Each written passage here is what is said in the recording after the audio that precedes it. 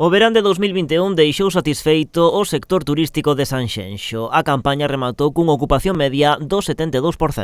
Por lo tanto, subimos 18 puntos con respecto ao ano pasado, que tampouco o ano pasado, dentro da situación que estábamos, que era completamente distinta deste ano, fora tampouco tan mala, pero a verdade é que este ano foi impresionante, sobre todo tamén o mes de agosto. Porque no mes de agosto rexistráronse no Concello 233.000 pernoitas, ou un 5% menos ca no ano 2019, cando aínda non chegara a COVID. Comparando o dato co de agosto de 2020, houbo un 21% máis de viaxeiros e un 38% máis de pernoitas. Se facemos a comparativa con respecto ao 2019, temos que dicir que no mes de xulio e de agosto prácticamente empatamos, non?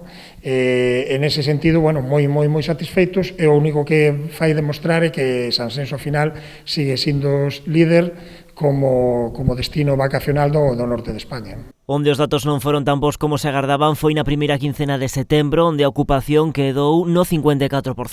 Si salienta pola contra neste verán o incremento da estadía media, duplicando o dato. Temos unha estancia media en torno ás 4 noites, por encima da media galega que está en 2, e polo tanto, nese sentido, temos que dicir que, bueno, que a xente que veu a Sanxenxo estuvo moitas noites alosado no que nos establecementos. De cara a Ponte de Outubro, Chets confía en que o tempo acompañe. Con todo, recoñecen que a supresión da festa do Marisco do Grove vai ter consecuencias noutros concellos da zona. Aínda que non é unha festa que se desenrola no propio Concello de Sanxenxo, sino que se facía no Concello do Grove, ao final a festa do Marisco é unha festa que se traduce en ocupación en todo o Salnés, polo tanto, en cartos para todo o Salnés.